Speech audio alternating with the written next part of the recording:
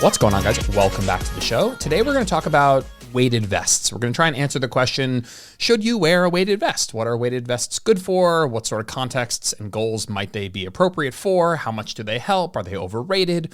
All of that good stuff. So by the end of the episode, you have a good handle on what the research says, and I'm going to break down some studies that we have on weighted vests. I'm going to inject my opinion where I feel like it's helpful, my experience with clients, etc. And I'll be clear about when I'm talking about my opinion versus what we see in the research. I want to start with a little introduction of why people might be using it and how they might be using it. We have a little kind of 2x2 breakdown here. Typically, people are using it for one of two reasons. They're wearing a weighted vest because it might help them lose weight in some way, and we'll talk about how that might happen, or for a bone density benefit, right? Wearing a weighted vest, extra load on my body can help me preserve or improve my BMD, my bone mineral density. How are people using it? Well, we're typically seeing it used in two ways, and I don't mean to be overly dichotomous here. There might be some nuances to somewhere in between these two things, but at least in the research, we see what I would call chronic use and what I'm going to be calling chronic use in this episode, which refers to studies or interventions where people are wearing a weighted vest for like 8+ hours a day. The other way people seem to be using vests is kind of this, I'm going to call it, and I'm using a little air quote here, on my walks, where people are saying, I'm going to wear a weighted vest when I go out for my walk. So we have people who are using it for a weight loss goal or for a bone density goal, and they're either taking a chronic use approach where they're wearing this for many, many, many hours of the day, every day, or they're, wearing a weighted vest while they go out for a walk. Those are, you can imagine that's like a 2x2. We have weight loss goal with chronic use. We have weight loss goal with while I'm out for my walk. We have bone density goal with chronic use, and we have bone density goal with, wearing kind of just out on my walk. And I will say, before I investigated this and looked at and read as much of the research that's available out there, here were my thoughts. Mechanistically, this makes sense, right? With weight loss, if you wear a weighted vest, you're adding load on your body. There's some increased energy expenditure. I've read a bit about what's called the gravitastat hypothesis, which we'll go over later. And I thought, okay, it's probably additive in some way, at the very least increasing energy expenditure, right? You have to work harder because you weigh more when you wear a weighted vest. It's going to take more energy to move you around. And that there might be something to what's called the gravitastat hypothesis, which we'll talk about in a second. And for bone density, again, mechanistically, it makes sense. You have extra load on the bones and joints. That's going to probably lead to some sort of additive benefit when it comes to bone density. My other thought was that, it's such a small stimulus, right? If you wear just like a little weighted vest with not that much weight, that's not a huge intervention in and of itself. So you probably need a certain threshold of weight and a certain threshold of hours per day. And it probably correlates with the magnitude of response, right? If you need to be wearing enough weight for it to matter and long enough for it to matter, right? Is wearing it on a walk going to do anything? I wasn't sure. My initial thought was that the more you wear it with appropriate weight, the more likely it does something. So we're going to talk about it again in the context of weight loss, both in terms of chronic use and on my walks, we'll call it. And then again for bone density with chronic use and on my walks. And then I'll give some final thoughts on when I personally may use a weighted vest for me, my clients, when I may suggest it. And overall, hopefully by the end of the episode, you have a good understanding of the potential benefits and use cases. I'm not going to be talking about a weighted vest in terms of lifting, by the way. Like if you're like, hey, is a weighted vest good for lunges and pull-ups and push-ups?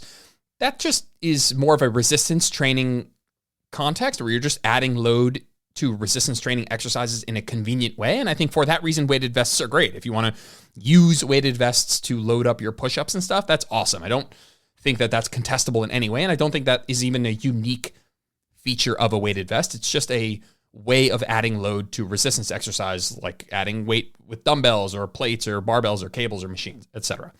So we're going to start with weight loss, right? I'll start with weight loss. We'll do the on my walk. We'll look at the chronic use, and then we'll go to bone density, and we'll look at on my walk, and we'll look at chronic use, and then we'll break it all down, add some context, my opinion, etc. So I want to start by explaining what the gravitastat hypothesis is, because it at least in a chronic use sense is the hypothesis for why we think it may be beneficial, and it's quite interesting, I think. So the gravitastat hypothesis is a relatively recent concept.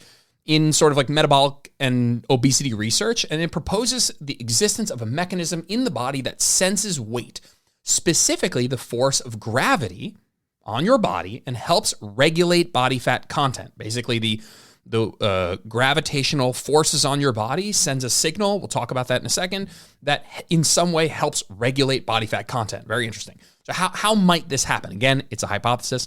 The hypothesis is that the body's bones, particularly the weight-bearing bones of the lower body, contain specialized cells that can sense the mechanical loading caused by body weight.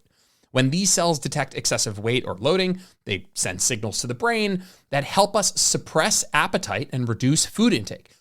AKA, it's a defense against gaining more body fat than necessary. Essentially, a sort of metabolic adaptation, if you will, right? The more weight you gain, the more weight on these bones, the more signal being produced by these cells, basically communicating with your brain, hey, we don't need to eat more. There's plenty of weight on us already. I will say, still a hypothesis. Most of it is in animal data. We look at a lot of this in rodents, and it's pretty compelling. There is some recent human data that points to something like this happening in humans, which we will go over. Some people hypothesize, and by the way, this is a bit of my bias as well, but some people hypothesize that this is why when people go from sedentary to more active, they actually increase appetite regulation, which means they are actually less hungry. And that's counterintuitive. If you take a sedentary person who's getting, I'm going to make these up. I'm going to use step count as a proxy for activity level. So let's say you're getting 2,000 steps. And I said, hey, you're going to go from 2,000 steps to 8,000 steps. You might predict that that person's going to be more hungry because they're moving around more. The graphitostat hypothesis would say, well, you're spending more time moving around rather than sitting. And while you're moving around, you have to support your own body weight, which is actually going to help your appetite regulate. And that is actually what we see. We see people who go from sedentary to moderately active see an improvement in appetite regulation. And so, again, why would somebody go from not moving around at all to burning more calories and somehow be less hungry? It might be because that person is now having to hold their own body weight more because they're standing more instead of sitting and walking more instead of sitting, such that, again, these cells are, sensing the loading and sending a signal to reduce appetite. Hopefully that made some sense. That is something, by the way, I just want to be clear. That is something we do see. When people go from sedentary to moderately active, we see an improvement in appetite regulation. And the gravitastat hypothesis might be just something baked into or a mechanism that would explain that outcome. So let's talk about weight loss in the context of wearing a weighted vest kind of just out on your walk. Now, there is flat out no research on this, right? There is some research, and we'll get to that in a second, but there's no research on a weight loss as an endpoint, really, where it's like they just took one group and one group wore it out on the walks and the other person didn't. They followed them for 10 weeks. And we'll talk about why that isn't really a thing. I think there's good reason for not studying that. So instead of finding weight loss outcome data, looking at people just wearing a weighted vest when they go out and walk the dog, so to speak, what we should look at, and what I think is logical to look at, is energy expenditure studies. Basically, do we have research that shows how many more calories you burn per minute, how many extra calories you burn per minute per hour when you wear a weighted vest? And that we can kind of use a bit as a proxy for, might this help me, create an energy deficit and lose some weight if I'm just wearing these on my walks? Now, I will say this whole gravitastat hypothesis is likely not a factor in this context due to the fact that you're not wearing the vest very long. You're just wearing it when you go out for a walk. It's not like you're wearing it for 8, 10 plus hours per day, like we'll talk about in a second. So we have two studies here? 2 studies to look at. The first is a 2021 paper by Gaffney in CrossFitters, 10 men and 10 women, and they took these 20 people and took them through some ramp-up tests. Basically, they started them with a slow walk and worked them up to a run. Men wore a 20-pound vest, women a 14-pound vest. I think that's like a standard CrossFit, what you would wear in a CrossFit competition. And they were just looking at, if we are just looking at flat walking, right? So flat walking, I think it was at a 2.5 mile per hour, I think, or maybe they were just told to walk intuitively. Wearing a weighted vest increased heart rate by roughly 3 to 4 beats per minute and burned an extra 20 calories per hour. Just want to repeat that. Heart rate, wearing a weighted vest, a 20-pound weighted vest, increased heart rate on average by 3 to 4 beats per minute, and burned an extra 20 calories per hour. I might say that's basically nothing, let's just say. I mean, basically nothing. The truth is there's even some potential energy compensation. If you burn more calories during exercise, there is research that shows you burn less calories elsewhere. So even just looking at an increase in energy expenditure during a single bout of going for a walk might not yield that same net increase in energy expenditure throughout the whole day by the end of the day, because you may compensate elsewhere. But an hour of walking with a weighted vest burns you 20 extra calories. Let's just say that. Again, and I want to be clear, who knows if these are all these are averages. There's likely some different contexts for different populations, but just take those numbers, and what you should take from when I say that is that it didn't do much, right? In the study, they also looked at an increase in incline. They found that with more incline, things got harder, but even at a 10% incline, it only increased energy expenditure. The wearing a vest only increased energy expenditure by about 35 calories per hour. So if you walk on the treadmill for an hour without a weighted vest versus with a weighted vest, you'd burn 35 calories extra with a weighted vest. If they were running, they did a running test for 30 minutes and concluded that it increased energy expenditure by 20 to 50 calories per hour. So adding a weighted vest to your run, if you go out and run for an hour, you burn an extra 50 calories. While I was already skeptical of the benefit of wearing a weighted vest out on a walk, and I'm going to keep using that phrasing as a kind of catch-all term for, I'm going to change nothing about my behaviors. I'm just going to put on a weighted vest when I go walk my dog, when I go for my walk at night. And I'm not poo-pooing that as a potential option, and we'll talk about that, but that's the context we're talking about. When I say on a walk, I mean you leave the weighted vest by the door. Every time you go out for a walk, you put it on. It seems to not do much, right? Then we have a study by Kravitz in 2013. Hysterical. The guy's last name is Kravitz, first name Len. Len Kravitz. Amazing.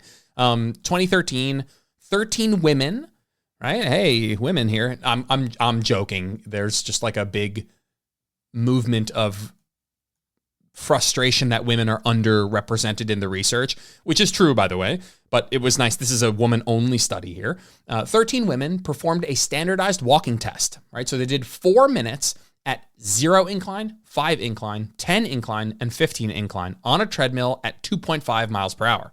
So 2.5 miles per hour, 4 different incline settings.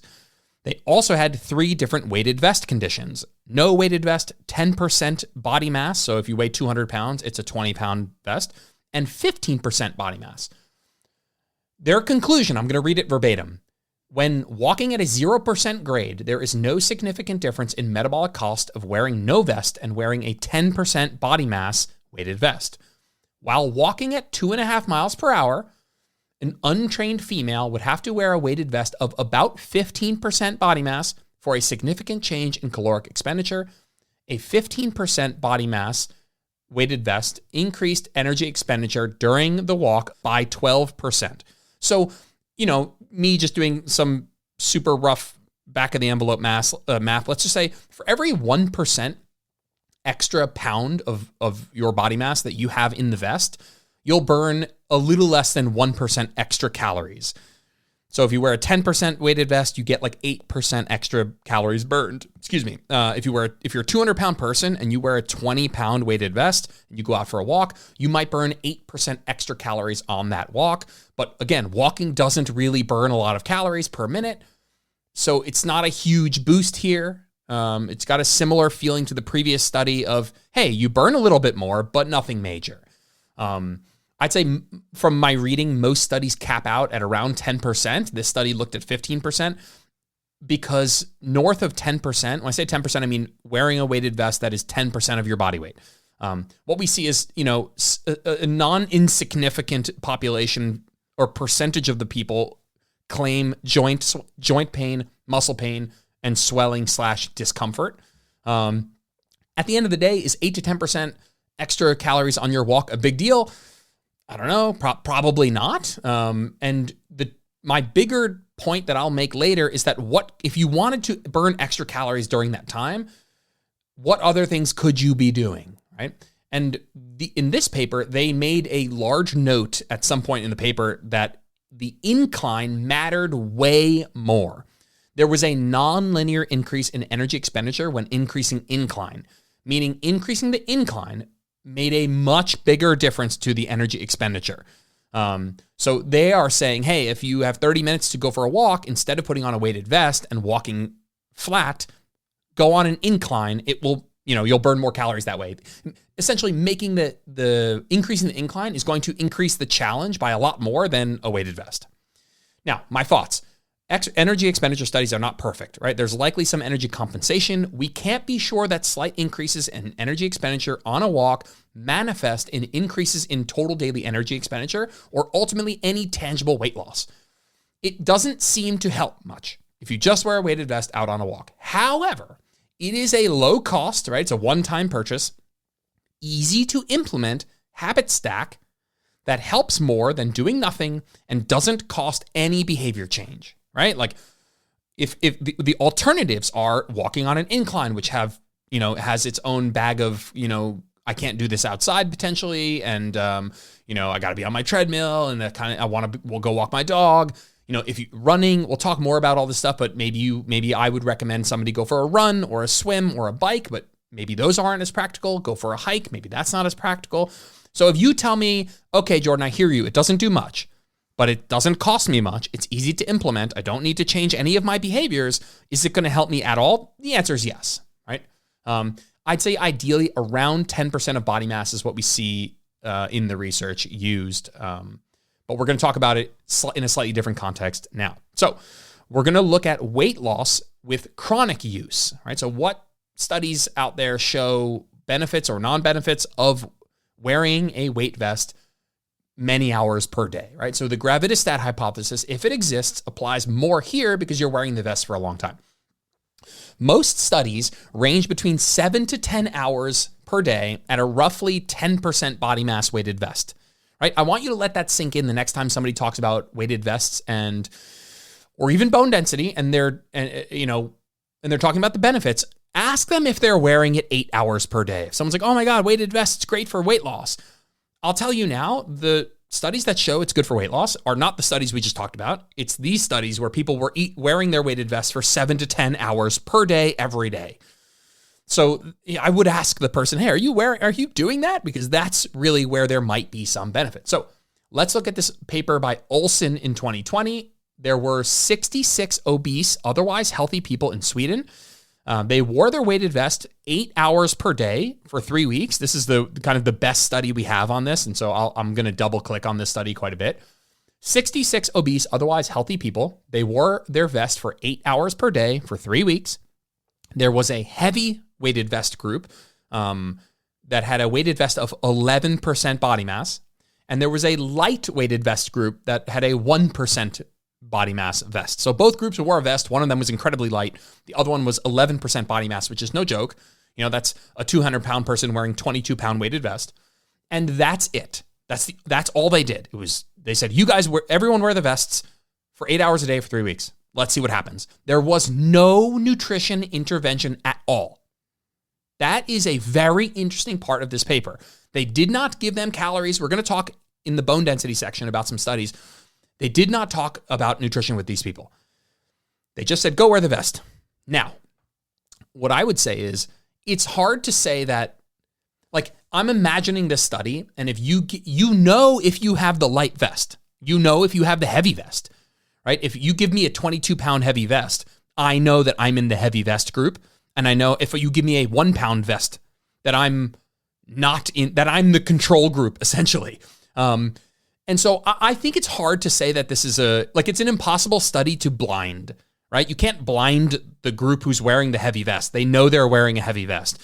So I don't want to poo-poo the study. I think it's super cool, but I bet you the people who got the heavy vest, it wouldn't surprise me if they were also more motivated knowing that they had the heavy vest to make some other changes, let's say, right? I mean, like if you give one group an empty vest and one group a heavy vest, yeah, the group with the heavy vest might be like, just a little motivated by that, and maybe they made some more changes. But we don't know that at all. All I'm saying, it's tough to blind this study. You can't blind people to the weight of the vest, right?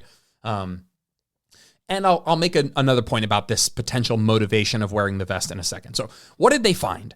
They found that, again, 3 weeks, 8 hours a day. They found that the high load group lost 1.63% of their body weight. They lost about 2 kilograms across 3 weeks, which is like 4 pounds, a little bit more than 4 pounds in 3 weeks. Again, without any nutrition intervention. They also gained fat-free mass, right? So they lost 4 pounds and they gained fat-free mass. That's pretty cool. They gained muscle, essentially.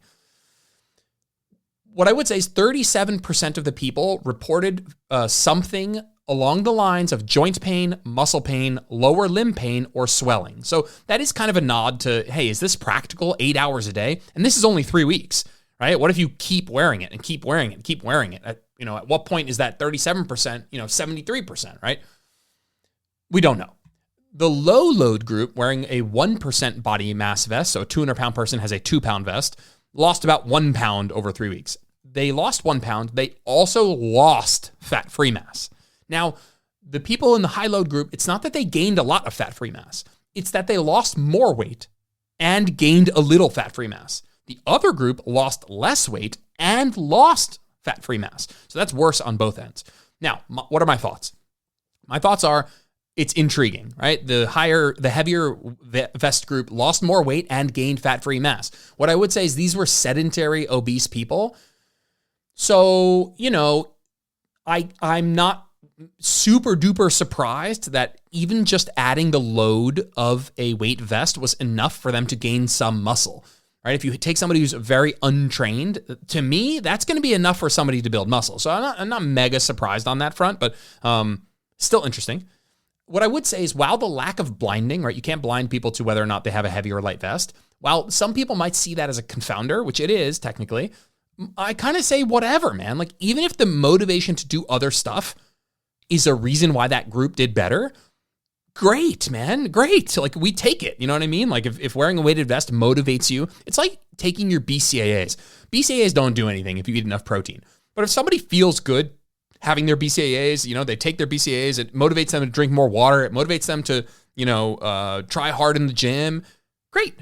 We take it, it's kind of this placebo, like we take it, So ultimately, if you can manage it, wearing a weight vest, 8 hours a day, if you don't feel like that's not practical, then I see the merit. Remember, these people had no nutrition intervention at all. So if you're doing this in conjunction with trying to improve your nutrition, maybe trying to walk more and sleep better and drink less caffeine and work out, like, I think it's a useful addition in the context of chronic use.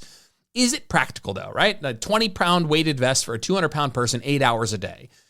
I don't know. Only you can say. We will look at a different use case for weighted vests in a second. Typically, the protocol is you add weight to the weighted vest as you lose weight. So it's like, hey, when I lose 5 pounds, I add 5 pounds to the vest, and 6 pounds, I put a 6th pound in. 7 pounds, it's almost like, so you can maintain the same mechanical loading of your bones as you lose weight.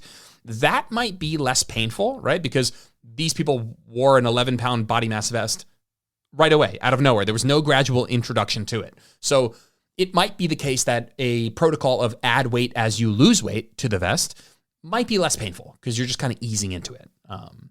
My other thought as I was just going through these studies is, what do people do after they've lost weight, right? Let's say you lost 30 pounds and you're like wearing a 30-pound weighted vest now, or, whatever, you lost 30 pounds, you're wearing a 20-pound weighted vest. Do you taper gently off the weighted vest? Are you saying, hey, well, slowly I'll take 1 pound out every week or something? I'm making that up, but to me, that would make sense. If the gravitastat hypothesis is working, I wouldn't want to eliminate that stimulus from my bones. I'd want to gradually eliminate it so I don't have to wear a weighted vest for the rest of my life. So quick summary on weight loss. It seems that wearing it more helps more, wearing it less helps less. Chronic use shows some promise, but has practical issues of needing to wear it 8 hours a day. During exercise doesn't seem to make a big difference. And I would make a case that I'd rather see people go faster, right? Consider running or run walk, maybe use an incline, go hiking, use some hills. But adding a vest requires no change at all to your walking routine, and it can help a tiny bit. But I just think the biggest issue that I see is the opportunity cost, right? What are you doing this? You're wearing a weighted vest. Are you doing that in addition to other really good stuff? Or are you putting your hopes in that the weighted vest will do this big thing such that you're not doing other stuff? Again, I personally think if you're fit and able, you should strongly consider running or doing like run walk, some sort of intervals to increase energy expenditure, or walking on an incline or hiking. But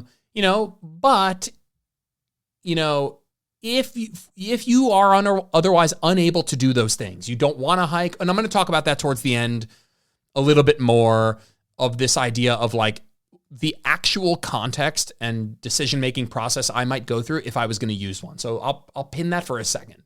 But I can't say that, hey, I want to burn some more calories, that I would immediately go to, hey, just wear a weighted vest on your walks. That is further down the list than the interwebs might make you think, I would say. So we're going to talk about bone density. Just want to talk quickly about the mechanism by which the weighted vest might be helpful for bone density.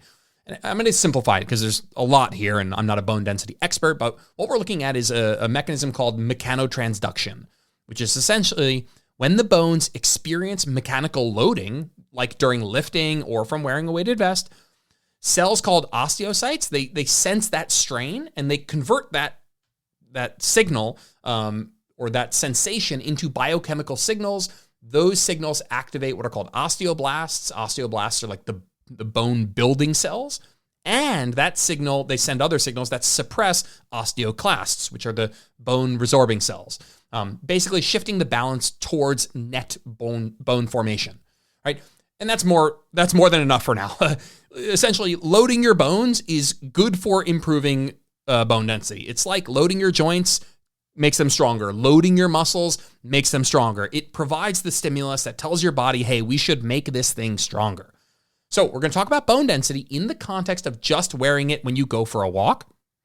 And then we're going to talk about bone density with chronic use. So we have basically just one study from Regani in 2012. Basically took 36 sedentary postmenopausal women with osteoporosis, right? So we have to at least limit our findings to this population, at least to a little bit. We'll talk about that. They did 30 minutes of walking 3 times a week, right? So they did cardio 3 times a week, and they wore somewhere between an 4 to 8% body mass vest. So not quite that 10%, not near that 15% mark, but somewhere between 4 and 8%. And they had 3 groups, one group that just walked, no vest, one group that walked with a vest, and one control group that did nothing. And it was a 6-week study. Now, what did they find? There was not much difference between the people who walked and people who walked with the vest, except in scores of stability and balance.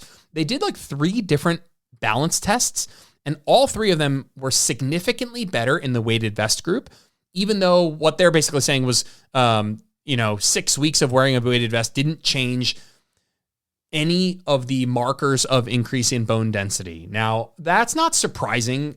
To me, this isn't a robust enough stimulus, like a stimulus to time ratio, right? It's only 30 minutes 3 times a week. The vest isn't that heavy, and it's only 6 weeks. And so I'm not surprised. There are some things where like they looked at like bone synthesis, the markers of bone resorption. And yes, both groups, the walking and the walking plus vest, saw an increase in bone synthesis and a decrease in bone resorption, but the increases weren't statistically significant. So all in all, I kind of was like, by the time I was done reading this, I was like, yeah, like 6 weeks, only a 4 to 8% vest, only walking 3 times a week for 30 minutes. Like, I'm not surprised this just wasn't powered enough for us to see much. But again, the biggest difference was that the weighted vest group scored better in all of the balance tests, which I'm going to make a point right now. When we talk about bone density, the people in the research that are like, well, what do we care about with bone density? What we care about is mostly falls and fractures. And so what I would call that is the don't fall, don't break protocol, right? We want to train in such a way that we're less likely to fall. So balance, dynamic stability. But if we do fall, we also want to train so that we don't break, or that we don't break as much, or that we recover faster from a break. So I call this a kind of a don't fall, don't break. Part of not falling is improvements in balance. Now, what I'll say is, remember that these were sedentary postmenopausal women with osteoporosis. So any loading at all, I bet would improve balance. I would say if you're already lifting weights and doing unilateral training, like unilateral leg training, you're probably covering this sort of like loading-based improvements in balance. So I don't think if you're already doing some good lifting that you should run out and get a weighted vest because you think you're going to get this like big boost in balance. Like these people were doing nothing. So adding a weighted vest gave them a stimulus you might see if you're already doing something. Another study in 2003, 18 postmenopausal women, average 70 years old. I don't think I had the age of the other one, but postmenopausal puts it in the ballpark. 18 postmenopausal women, average age 70. There was an exercise group and a control group. So one group that had an exercise intervention, another group that had nothing. The exercise group did 32 weeks of 3 times a week, 1 hour of lifting, walking, stair climbing, and balance work. The exercise group saw improvements in femoral neck bone density and balance and lost some weight, the control group compared to the control group. Like, again, to me, this isn't the best study because it wasn't just going out for a walk. This is a group that is doing lifting and walking and stair climbing and balance work while wearing a weighted vest. So yeah, if you tell me wearing a weighted vest while you lift and walk and stair climb led to increases in bone density, I would agree with that totally. If it was just going out for a walk, we'll get to my final thoughts on all this. Do I think it would matter? I think it would be additive, right? I think it's better than it would provide some stimulus, absolutely, more than zero, but I don't think it would be as robust. I mean, this study saw benefits, I'd say, because of the resistance training emphasis of at least the lifting and the stair climbing. This makes this a more powered intervention, in my opinion. So really quick, my thoughts on wearing your weighted vest out for a walk for bone density benefits. There's probably a reason that we don't have a lot of studies where we're studying people who just wear it out for a walk, right? Like, is it a negative wearing the weighted vest? No, of course. It's only a negative if you're doing it instead of other stuff because you think it's mega powerful and you don't need to worry about lifting or any of that stuff. Most studies that are looking at this include lifting and jumping, which that makes sense. That's what I would do too.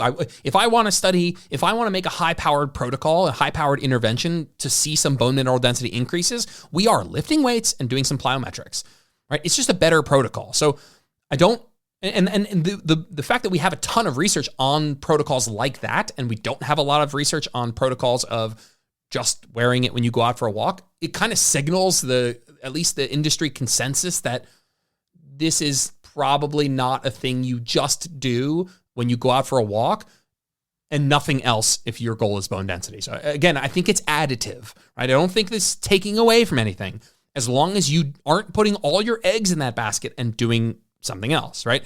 If you are physically able, I suspect the better bet is to do a combination of going faster, running. Again, when I say running, I don't mean just going out for a run. I mean just doing a run-walk protocol, doing some intervals, some jogging, some sprinting. But if you want to make things harder and you want to see better improvements in bone density, and you're looking at kind of what do I do with my cardio time, I'd rather you go faster, use more incline, add in some plyometrics versus just walking with a vest. Although I will say for the 100th time, it is such an easy thing to implement. It doesn't cost any change to your behavior. You just live your completely normal life and you add a weighted vest when you go for a walk. Is it additive? Probably. Does it do a lot? I doubt it. And of course, traditional resistance training combined with balance and plyometrics, probably your best bet for bone density and balance. Probably best for this whole like don't fall, don't break. And I'll talk more about plyometrics in the coming months, but I think plyometrics are great and they're good, but I still think you get a lot of those balance benefits from, good quality lower body resistance exercise. So my final thoughts are, hey, what the hell? Throw a weighted vest on when you go for a walk if you don't want to run or hike or do plyos, and it's probably additive, but shit, please lift weights. If you want to look at some studies that look at lifting and bone mineral density, I would check out the Lift More trial from 2018. They looked at a protocol of 2 times per week, 30 minutes resistance training. Yes, only 2 times per week, 30 minutes. We can also look at the SNOW trial from 2000. It was a 5-year trial, looked at a combination of lifting and jumping exercises, also saw really good bone density benefits. Now, our last section is bone density benefits with chronic use, right? And so in these studies, we're looking at somewhere between 7 to 10 hours per day, again, roughly 10% body mass weighted vest. And there's lots of research in the context of weight loss. So it's almost like the people designing these studies, my guess is, and how they say in the introduction, is that the idea is that, listen, weight loss can be beneficial, but in these populations, losing weight tends to also bring a loss in bone mineral density and muscle, and that's a big downside when it comes to fall and fracture risk, right? So it's like, hey, weight loss can be helpful, but in this population, if we lose weight and we don't do a bunch of stuff to also maintain bone mineral density, we're going to lose that, and we don't want to lose that. That's something that we want to avoid. We all want to avoid that, but specifically in populations, let's say postmenopausal women with or without osteoporosis, osteopenia. But for everyone. Essentially, it's like, can we keep bone density as people lose weight? We have a lot of research looking at that question. We don't have as much research on just, otherwise healthy people wearing it 7-10 hours a day for bone mineral density. I think the interest is in older adults trying to lose weight, but we are nervous about losing bone density. They're mostly studies in postmenopausal women, but I suspect the mechanisms are similar. Obviously, it's just probably easier to see changes in this population and probably specifically important for this population. And the protocols typically, remember we talked before about how one group just got that 11% weighted vest and that's where they started. Most of these protocols add weight as you lose weight. So it's like, hey, you lose 1 pound, you put 1 pound on the vest. You lose 2 pounds, 2 pounds on the vest, 3 pounds, and you kind of match so that it's almost like sending a constant stagnant signal to your body that you are always the same weight, right? Hoping that it helps you maintain, a slight bump in energy expenditure, but also these potential signals of appetite regulation. So we'll look at a study in 2018 by Kelleher, 37 adults, average 70 years old, 22-week weight loss intervention. One group had a weighted vest, another group did not. Both groups lost the same amount of weight, 11 kilograms. Average time spent wearing the vest was 7 hours. There was no significant changes in the difference between groups, although trends favored the vest group across the board. So maybe there weren't significant differences, but even in this context, there's sometimes a difference between what would be classed as statistically significant and what might be clinically relevant, like in the real world. The loss in total hip bone mineral density was higher in the non-vest group. So the non-vest group lost more bone density at the hip. Something called BLAP increased in the vest group, but decreased in the non-vest group. If you're unfamiliar, this BALP acronym is bone-specific alkaline phosphatase. And basically, it's a marker of osteoblast activity. This bone-specific alkaline phosphatase is produced by osteoblasts. Those are the cells, again, responsible for building the new bone tissue. Basically, higher levels of this BALP or BALP indicate increased osteoblast function, which is good. It's, again, a marker of bone formation rate. As a direct indicator of bone synthesis, elevated BALP suggests active bone formation is occurring. And again, that was increased in the vest group, but decreased in the non-vest group. So whether it reached statistical significance or not, all signs favored the weighted vest group. Now, would I have liked it to be statistically significant? They wore it for freaking 7 hours a day. Was I hoping that maybe for 22 weeks it would have a more robust benefit? Maybe. The authors noted that weight training would be better. And here's something I think is super interesting. The authors made a couple notes in the paper that weight training would be better, much better, but compliance is often low in older populations. Their quote was, "Preventing reductions in mechanical load via use of a weighted vest may offer an alternative to exercise training to attenuate weight loss associated bone loss in older adults with obesity." Long story short, they're saying, well, it's tough to get this population to resistance train consistently, right? They need a gym membership. They need to know how to use it. They have to know how to do things with good technique. They need to know about progressive overload. They need to know how to go close to failure or whatever.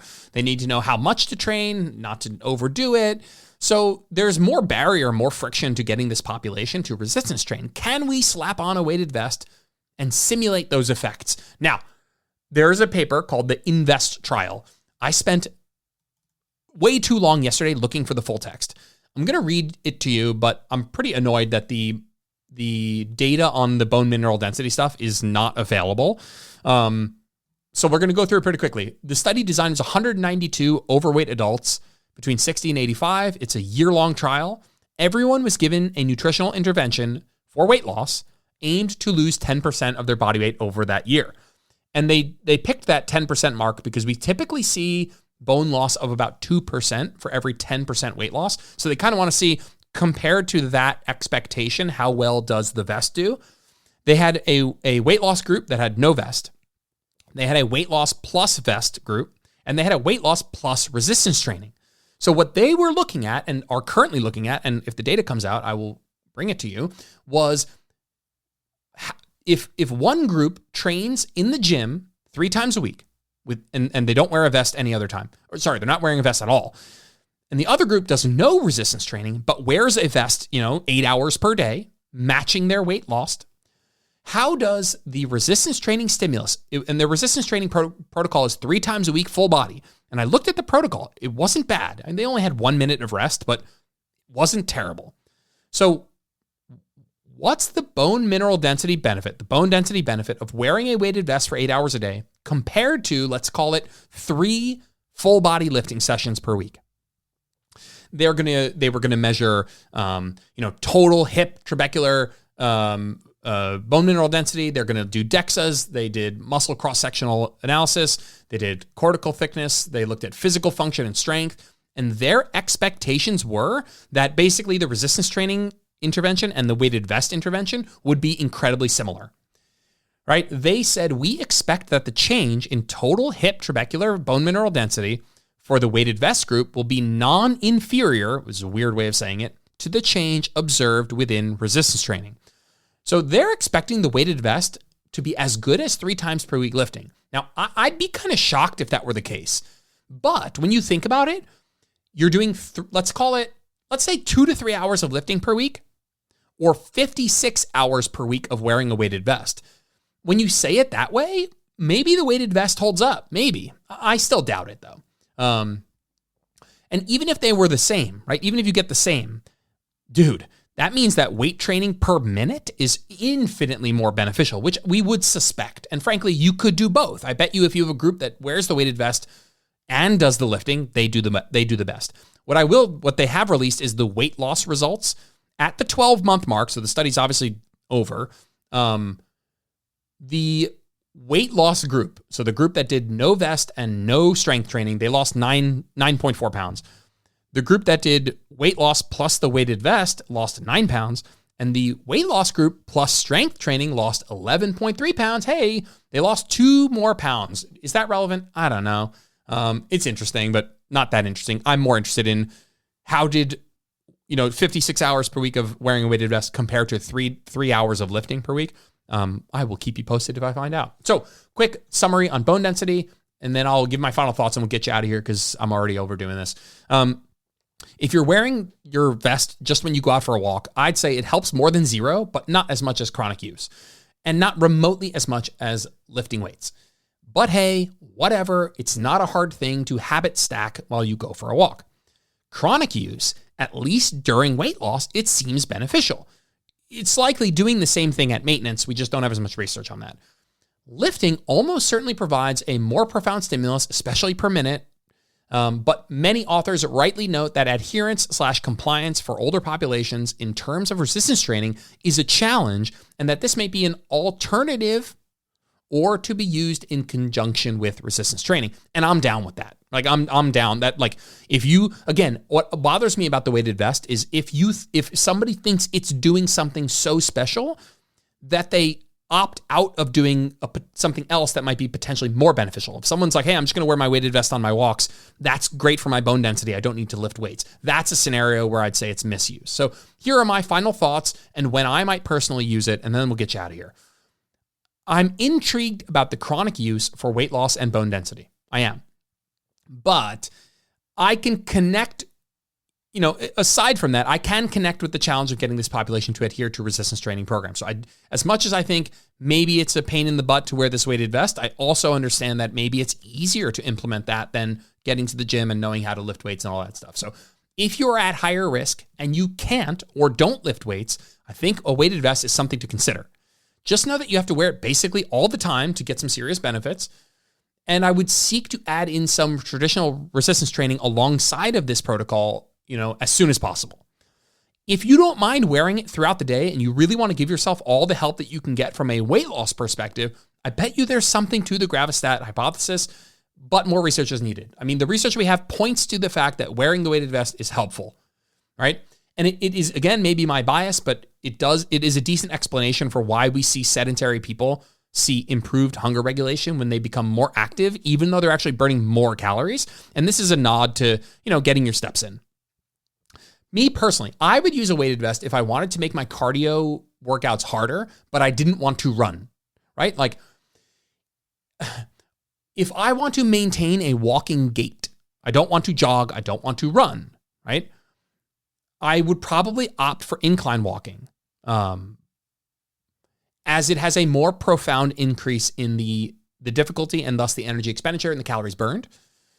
But maybe I'm at a max incline, right? Maybe my treadmill is at a max incline and I don't want to walk at 4 miles an hour. That's an uncomfortable gait.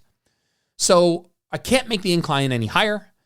I'll put on a weighted vest. I think that that's a totally realistic time to use it. It's like, hey, I'm going to incline walk and I'm going to incline walk at an incline and a pace that is comfortable for me, but I still want it to be harder. You can throw on a weighted vest. If I lived in a hilly neighborhood that with a vest, just walking around up and down the hills became a notable cardio stimulus, I'm kind of down with that, right? Like hiking, if I'm hiking in places that I don't want to do a trail run, like if I'm hiking with a friend or, if I'm by myself and this is just not a trail I want to run, but I want to make it harder, I think this is a fine reason to use it. If I live in a hilly neighborhood, there was, Jenna and I we're house hunting right now, which is the worst thing in the history of the planet. But if we buy a house in a very hilly neighborhood, right now where I live is very flat. I'm going for my runs. I love it. It's super flat.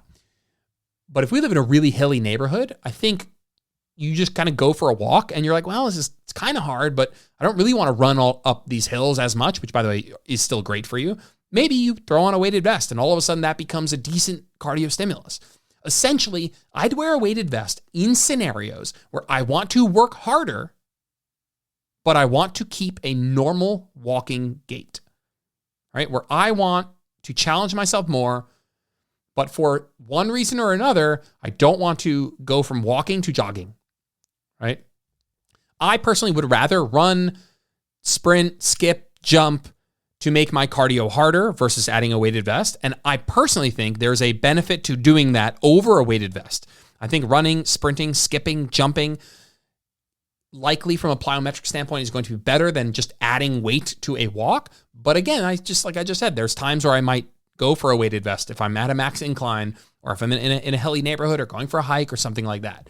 I think the weight loss and bone mineral density benefits from chronic use, again, I think they're intriguing. But I'll just wear it when I walk my dog probably isn't doing anything tangible. But again, like it's fine if you know that. If you know, hey, this isn't doing much, but it's not costing me anything, no problem. Everything is about managing your expectation. So if you are wearing a weighted vest and you go out for a walk and you're like, hey, it's making my walk a tiny bit harder. And if I do this every day, maybe there's a tiny bit of benefit. And guess what? It costs me nothing because I was going to go for this walk anyway. Then awesome. No problem at all. Would I say that the weighted vest is overrated? If you just wear them on your walks, absolutely overrated.